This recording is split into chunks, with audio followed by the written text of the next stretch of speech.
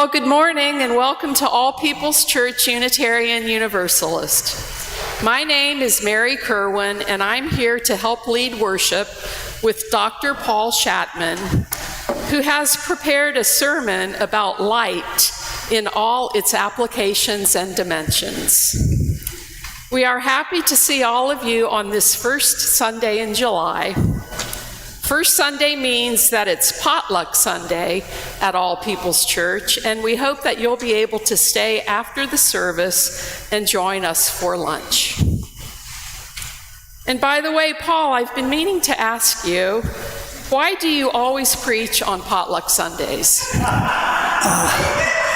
Well, there's two reasons for that. First, it takes longer to set up the potluck, so they need extra time. And my sermons tend to be notoriously long-winded. And the second reason? It's the only way I can get a crowd. Well, our Sunday service is a shared time of worship for all present as we gather for music, spoken words, a time of reflection and inspiration as a religious community. Let us come together in a spirit of compassion and respect for ourselves and others attending this service. We especially welcome those who are visiting today. If you haven't done so yet, please sign in at the visitors table by the front door, where you can be placed on our mailing list to receive our weekly emails and the monthly newsletter. Before we continue on to worship, I don't believe we have any announcements that I'm aware of. Dale is waving one at me, maybe? Oh, I see. Okay. Thank you, Dale.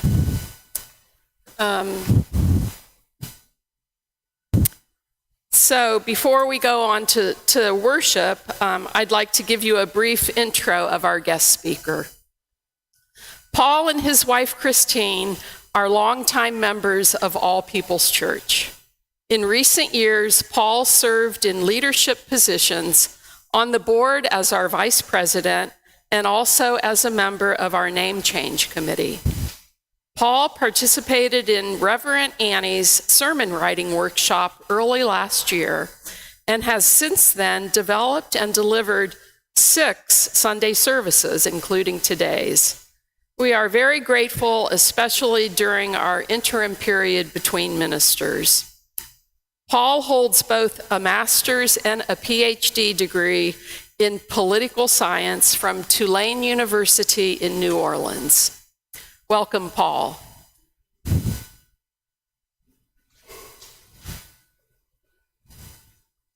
And now we'll get settled for our musical prelude.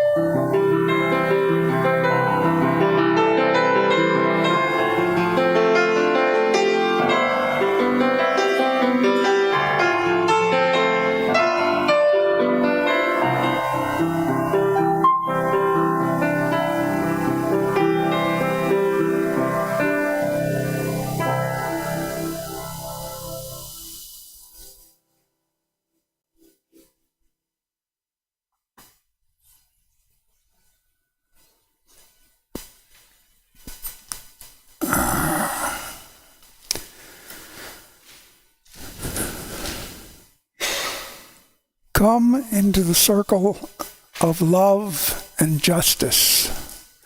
Come into the community of mercy, holiness, and health. Come, and you shall know peace and joy. We now invite you to rise in body or spirit for the chalice lighting, opening hymn, and spoken affirmation. Today's chalice lighting words come to us from Florence Kaplow, UU minister in Urbana, Illinois. We kindle this flame, honoring the doorways in our souls, the windows through which we gaze at one another, the balconies where we catch glimpses of sky, the thresholds we stand on this morning, wondering, hoping, fearing, and dreaming. Please now join in singing our opening hymn, number 291, Die Gedanken sind frei.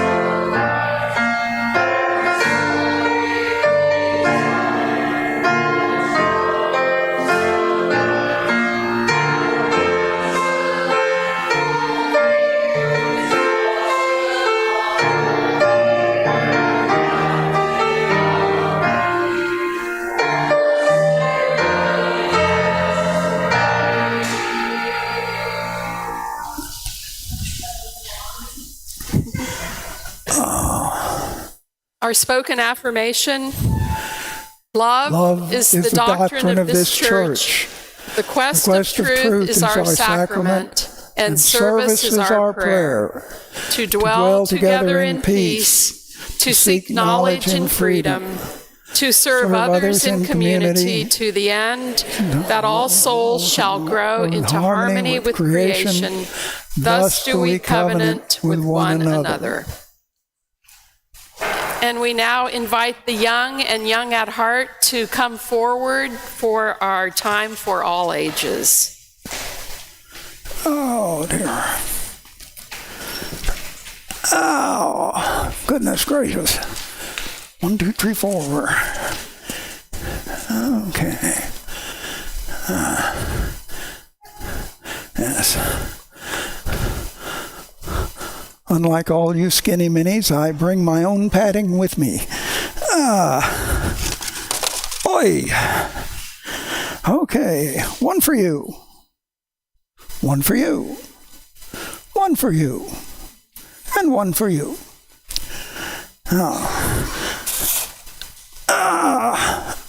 Knowing how much you all miss school,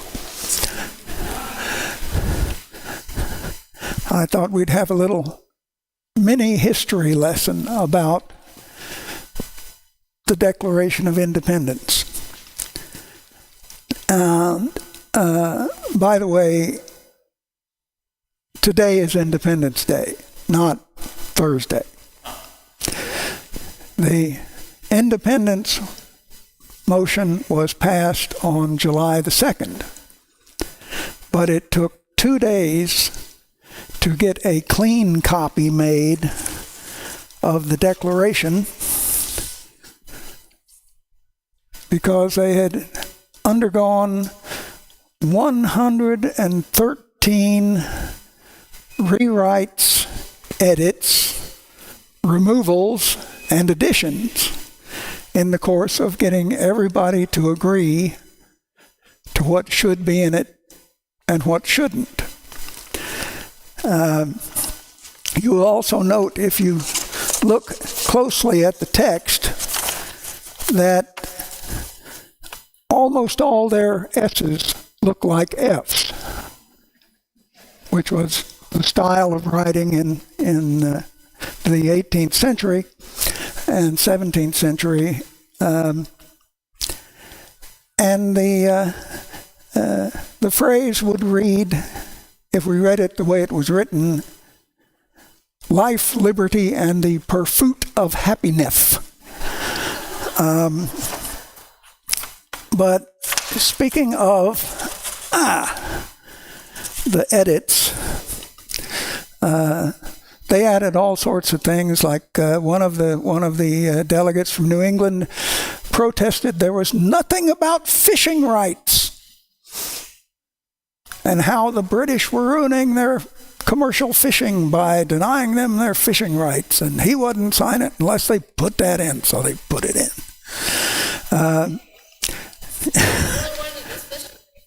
Yeah.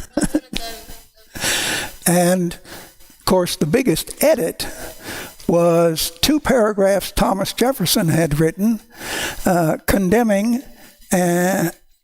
Negro slavery and announcing there would be no slavery in America. And most of the Southern delegates threw a hissy fit about that one. And we almost didn't get a Declaration of Independence until the Southern delegates were appeased and we kept slavery as a part of our country.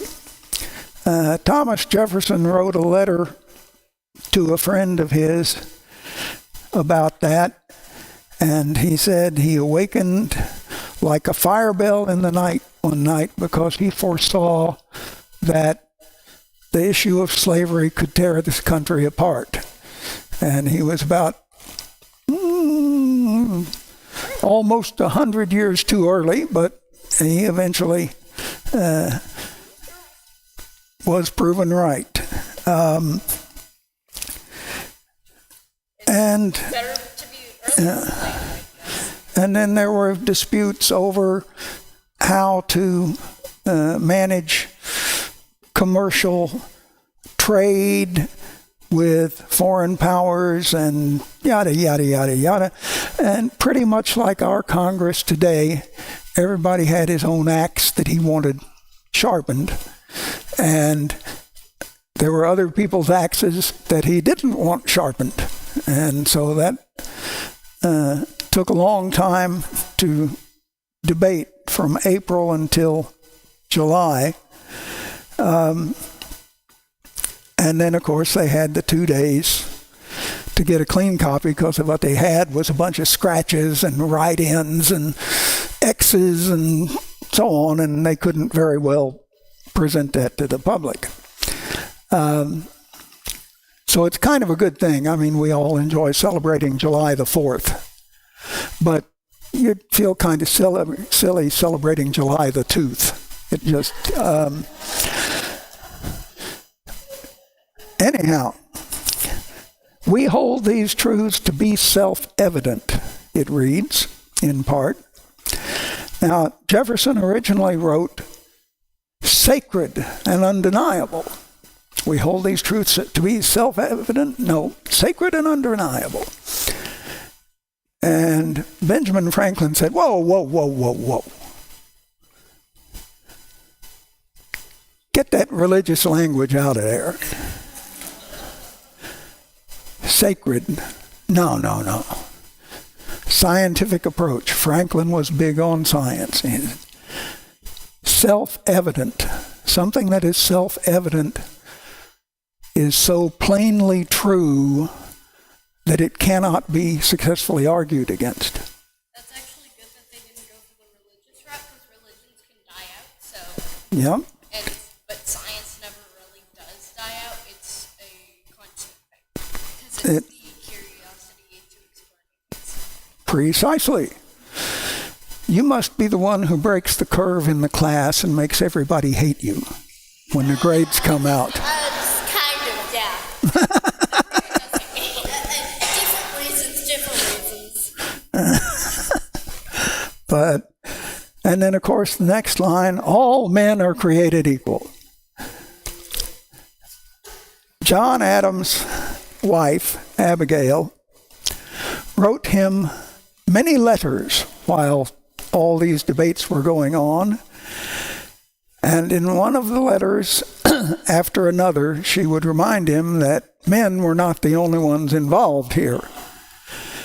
And in one of them she wrote, I pray you, do not forget the women. So, since there were no women in the convention, what did they do? They forgot the women. No, they could have actually not, and it was a miscommunication between the public and the other people, because men used to be a gender-neutral term. That's true. Men was considered a kind of generic term meaning mankind, human beings. And when the United Nations was formed after World War II, they stole some of Jefferson's ideas here. And the opening declaration of the rights of man is all human beings are born free and equal in rights, which is what all men were created equal was aimed at.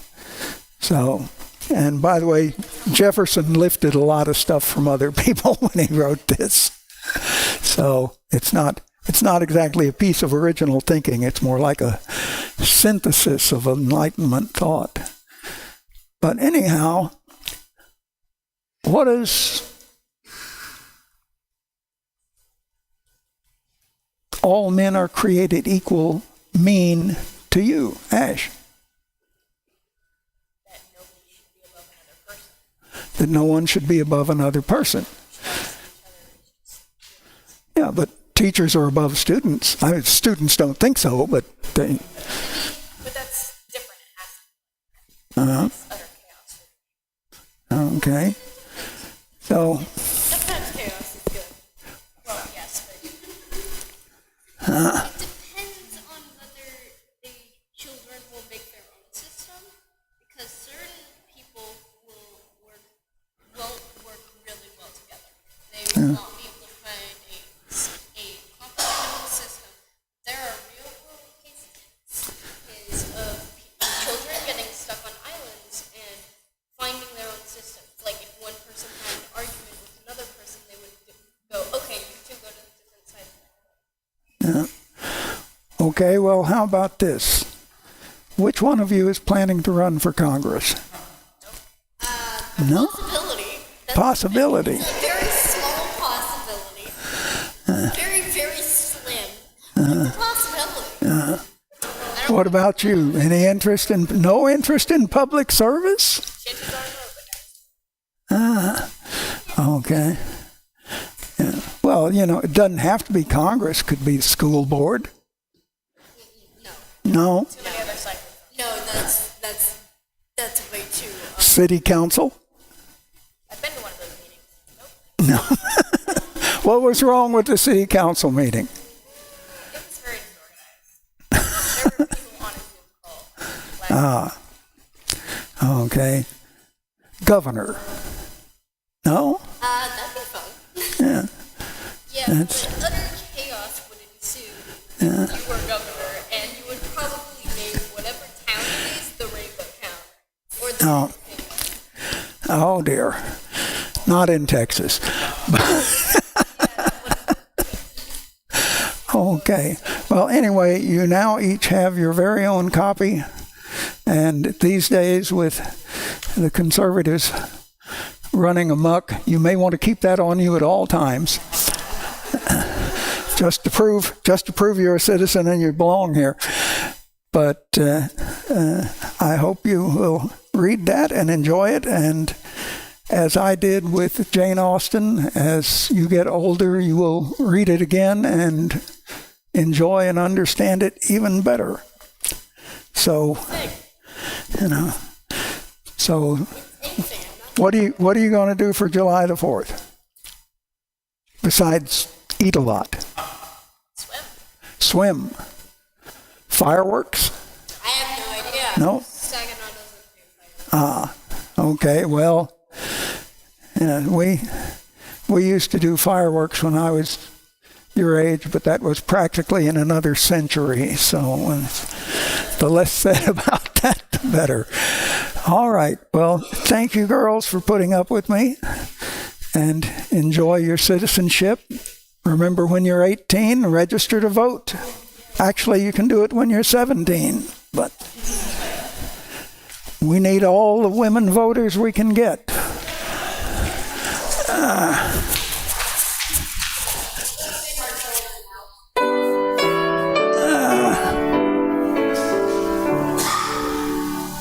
As we leave this friendly place, love give light to every face.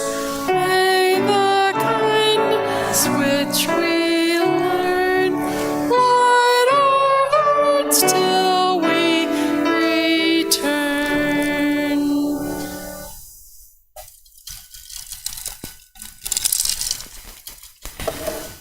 The light of our chalice would soon flicker and die without the oil that nourishes its flame.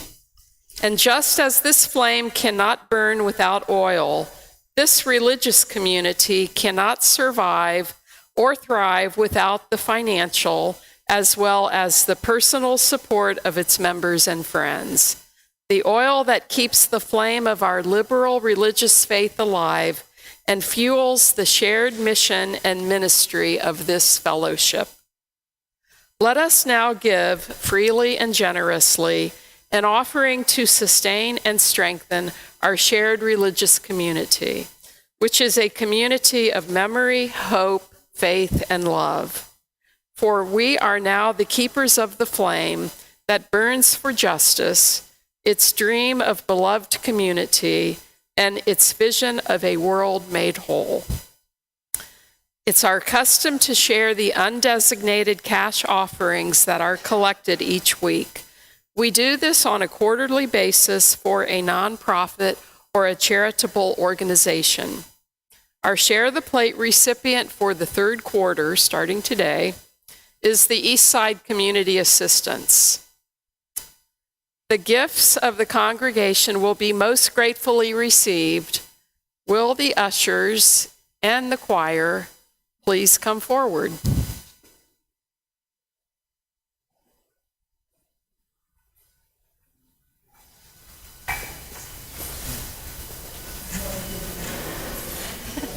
I know.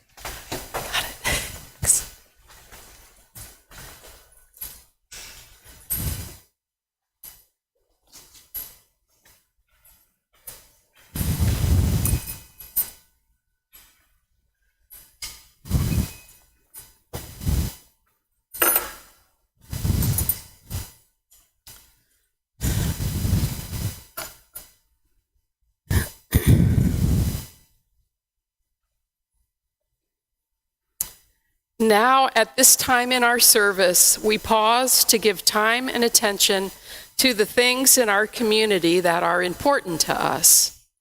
We gather here for healing and for peace in our hearts, and to acknowledge the shared stories and news from the congregation. Each week, there's a journal outside the entrance to the sanctuary where you can write a message of memory or hope before the service. We honor these messages by lighting 3 candles here next to the chalice. Also, at any time during our service, you are welcome to come forward and light a candle in our meditation center here at the side of the chancel. Now, today from our book of memory and hope, we have one story, and that is that Nana's Kitchen, which is a local neighborhood restaurant right down the street on the corner of John T. White and Sandy Lane, burned in a fire this week, and they've had to close their doors indefinitely. The owners of Nana's Kitchen have been friends and financial supporters of our church in the past. And so we certainly extend our best wishes to them for recovery and reopening soon in their business.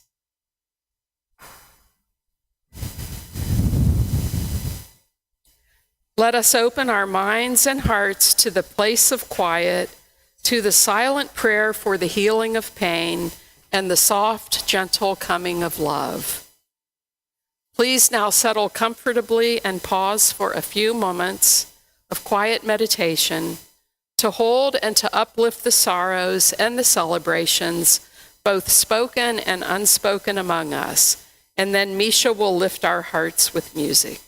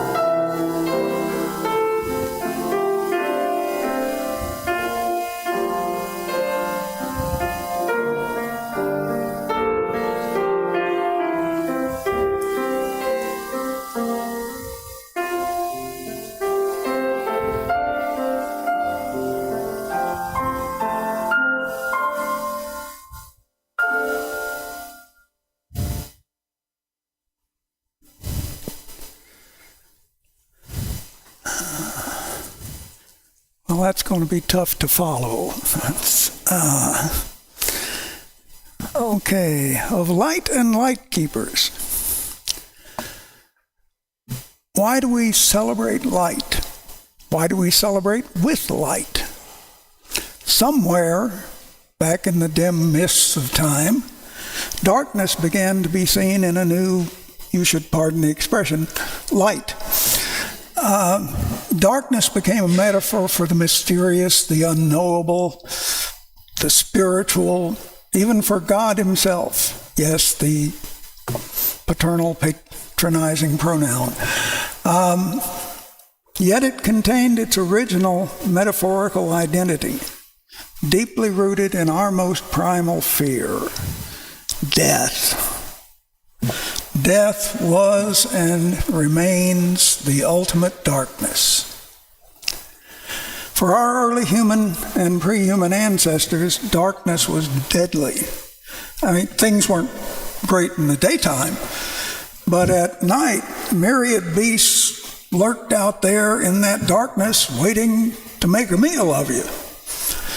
And you couldn't see them, and apparently they could see you. Now, what little safety there was meant huddling in trees, but that was no guarantee either, because cats can climb, and cats in those days were very big. In the daytime, the hungry beasts were out there prowling the savannas like they are today. Lions, considerably larger than the ones we have today. Wolves. The dire wolf stood 6 feet high at the shoulder and weighed about 1,500 pounds. Terror birds, larger than grizzly bears, hunted in packs. And a lot of these things could climb, like saber-toothed cats and leopards. So getting into the trees in the daytime wasn't much help either. But fire was. Good old fire. Fire could hold them back. Discovering that fire could be controlled, could be fed and kept going. Keep the animals at bay. That was great. Learning to make fire was even better. Could make fire on demand. Fire was light, and light meant safety. It meant survival. It was a weapon against the beasts. Fire allowed humans to stay up at night and watch the evening sky, keeping that fire alive so the rest of the gang could sleep. And watching through the night, night became day. Night became day. Night became day. Did some of our antecedents begin to ask themselves if the light would return after the great darkness? Was this how religion sprouted in the mind of man? We have known for almost 2 centuries that Neanderthals buried their dead with grave gifts, and we deem this to be evidence of them having a religion and a concept of an afterlife. We know for a fact early Homo sapiens consistently practiced funeral rituals. And so we figured, well, religion must be about 100, 150,000 years old. Well, we've got some new information that confirms that our pre- and proto-human ancestors, far more ancient than Neanderthal cousins, did likewise. 3 studies have just been released of the Homo naledi. Can we get that picture up? There he is. The Homo naledi were practicing ritual burial, sometimes with grave goods, 300,000 years ago.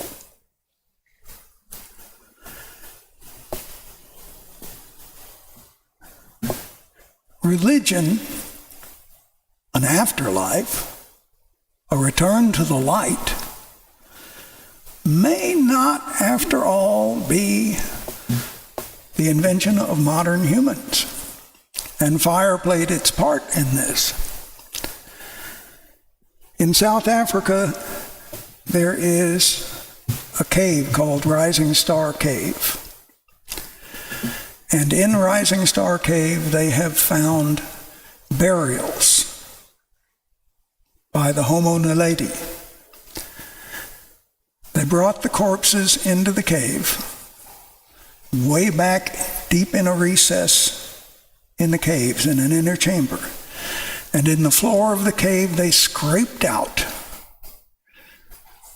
an oval depression. And they folded the body of the dead in a fetal position. Adults, children, newborn infants,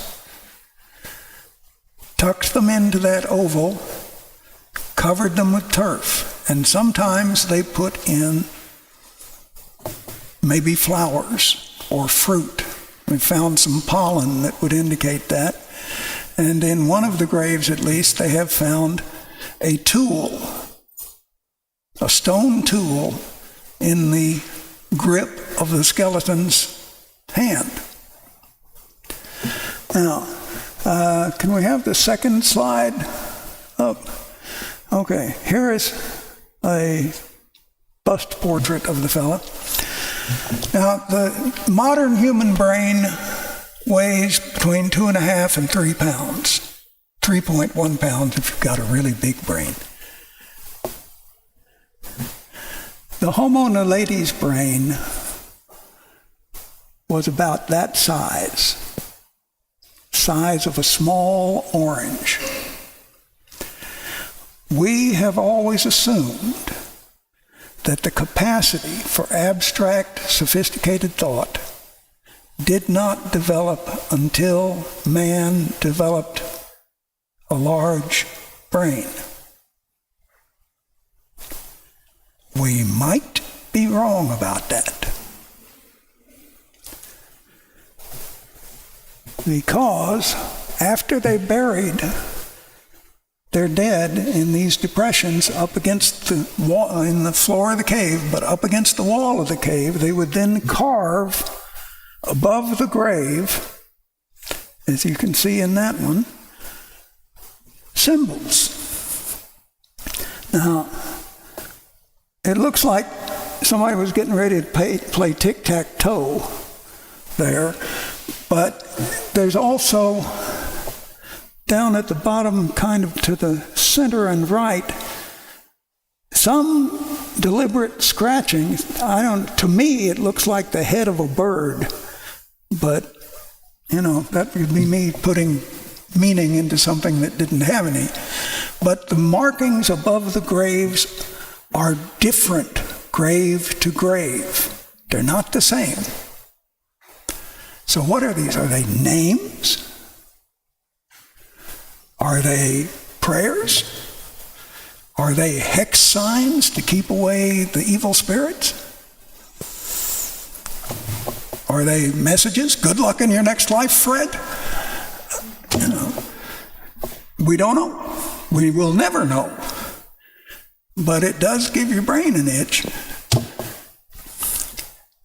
Anyway, millennia rolled by, and the connections between light and fire grew stronger. Fire was light, light was fire, the sun was a big fire. It warmed us and let us see farther and see better and made us safer. Now, between 15,000 and 10,000 years ago along the human timeline, we experienced a change, probably our greatest change. We have named it the agricultural revolution. instead of chasing our food, the food came to us. We didn't have to lope across the plains after rabbits or antelope or gophers. We could grow our food. No more meat on the hoof, except for special occasions, I guess. We didn't have to go around picking berries and nuts and chewing sticks to keep the hunger pangs away. We didn't have to steal birds' eggs or eat what we hoped was not bad meat off a corpse lying out there in the desert somewhere. And shortly after that, we began to herd and tame animals, because the animals would come where the food was growing. And that meant we could have meat and not have to chase it. We sat still. We built communities. We had time to see and time to think. The sky and the earth became our university, and we learned a new connection to the light, the cycle of seasons. But the agricultural revolution gave us more than that. Inventing agriculture helped clarify the concepts of birth, death, and rebirth, sketching a pathway toward cogent and coherent religion. The realization that the fading of light brought death and the return of light brought resurrection was affirmed in every grain of millet, every budding fruit tree. Light brought life. Light was life. Why are there candles on birthday cakes? Why do we light candles at the Seder? For the same reason we light the chalice to open our worship service and before our church council and congregational meetings and board meetings and regional conventions and national conventions and convocations. We light the flame to declare our communal identity, our common purpose. Why are there fires on altars, torches in temples, other than to give Indiana Jones something to swing around? Because fire is sacred to mankind. Fire was our first salvation. Making fire sets us apart from every other beast on the planet and gave us our unique place in the world. All sorts of animals have speech. Whales, dolphins, dogs, horses can learn. Chimpanzees and monkeys can make and use tools. Crows and elephants mourn their dead. But only man makes fire. No other animal can do it.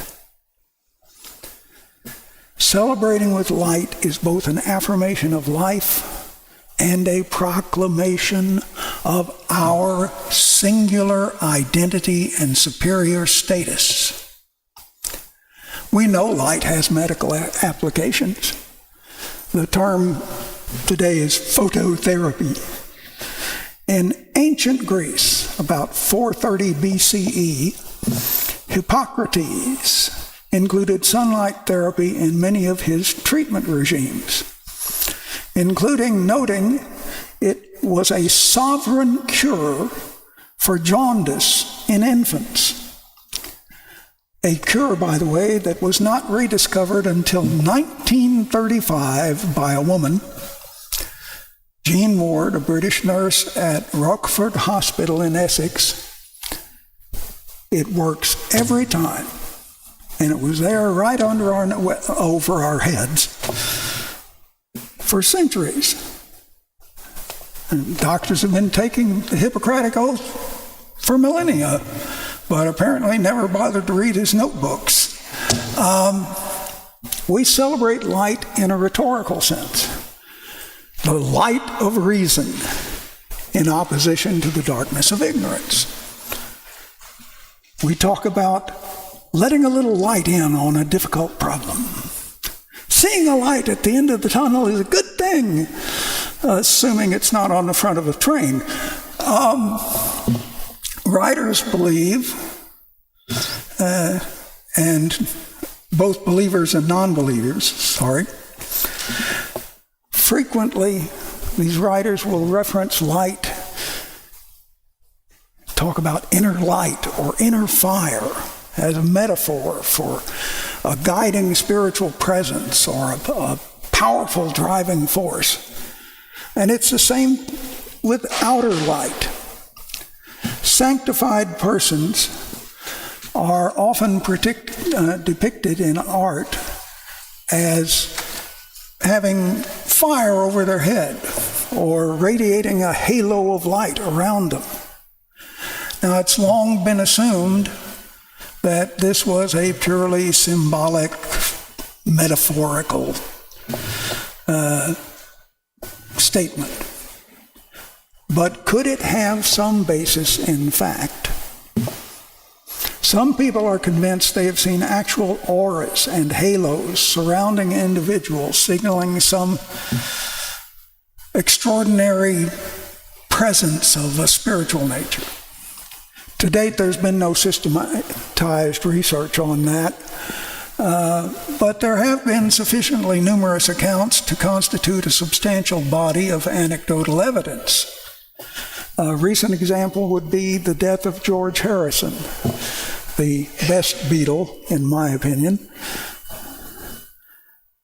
When he died, there were several family members and friends in the room. The shades were drawn, the light was very dim, and when he breathed his last, they all swore that the room was suffused with light that gradually dissipated. Was that just an emotional response? Was it real? Real or not, if nothing else, the amount of attention that we give to light and the meaning that we invest in light shows us how central the concept of light is to every facet of the human experience. We each have our individual light. What elements constitute your light? You're like a prism. Only you know the colors of your light. As a congregation, as a community,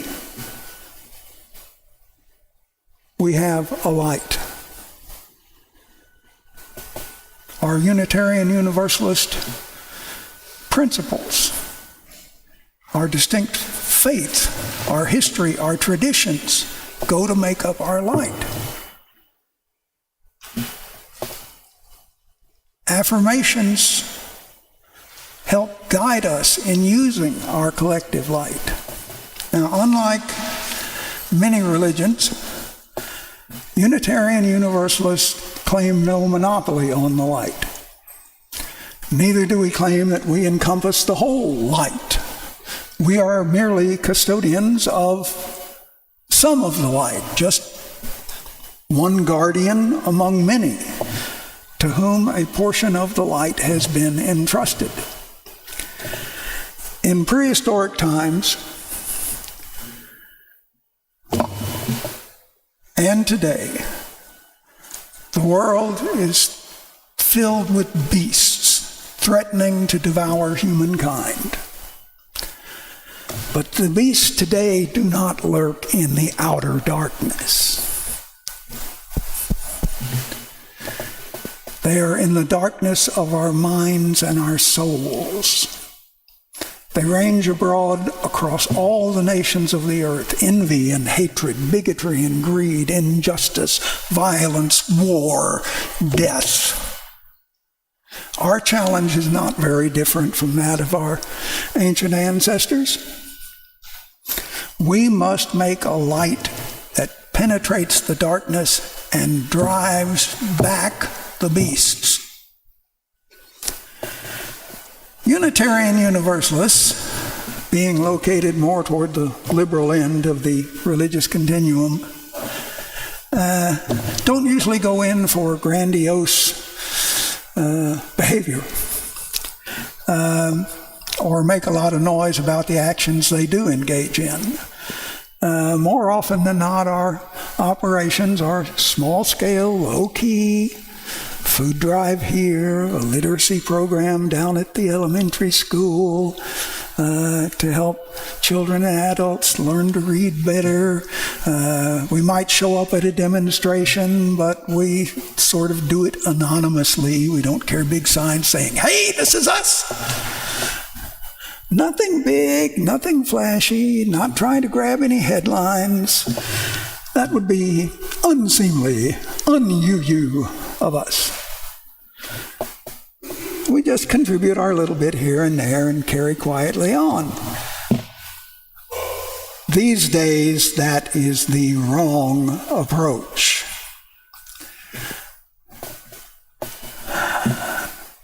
We must be bold. We must stop sitting quietly in the corner, comfortably warmed by our sense of morality and the rightness of our beliefs. We must be as loud and as proud as those who we must oppose. We must answer word with word, action with action. We must not concede any arena to the darkness. If the henchmen and handmaidens of the darkness are on the campaign trail or sitting in the halls of government, so must we be.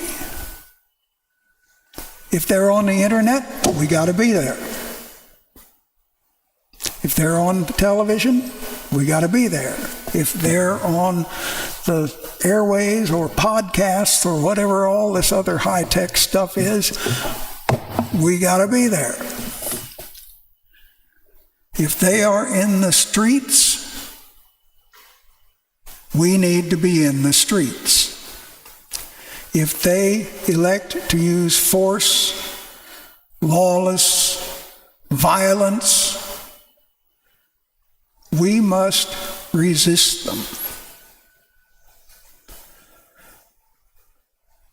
We debate our mission statement here in this congregation, doing a rewrite of the mission statement. And every few years, the whole UUA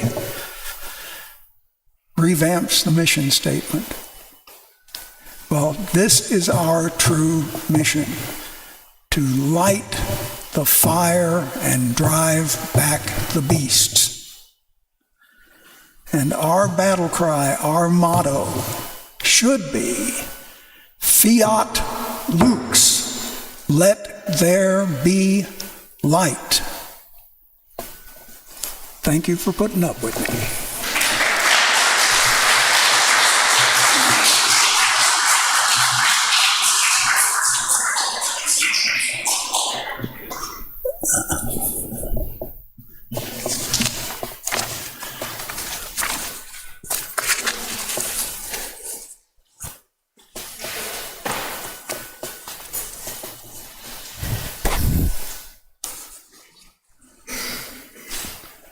It's 1028, our closing hymn. Our closing hymn is number 1028 in the blue manual. The Fire of Commitment. The Fire of Commitment. And I won't sing because I sing terribly.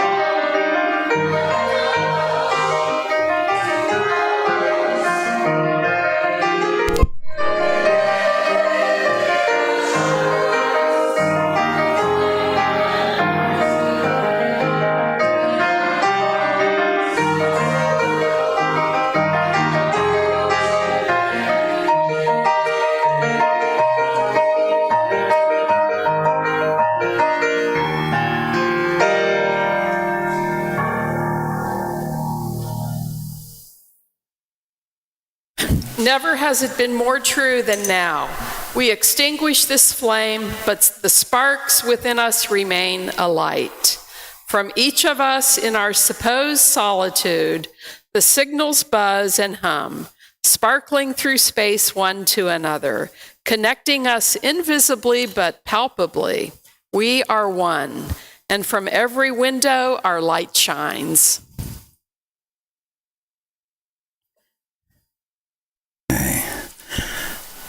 Well, this week, instead of inviting you to coffee and donuts in the library, we invite you to join us for potluck in Coleman Hall. And I hope to see you all in there. And the service is ended. Go in peace.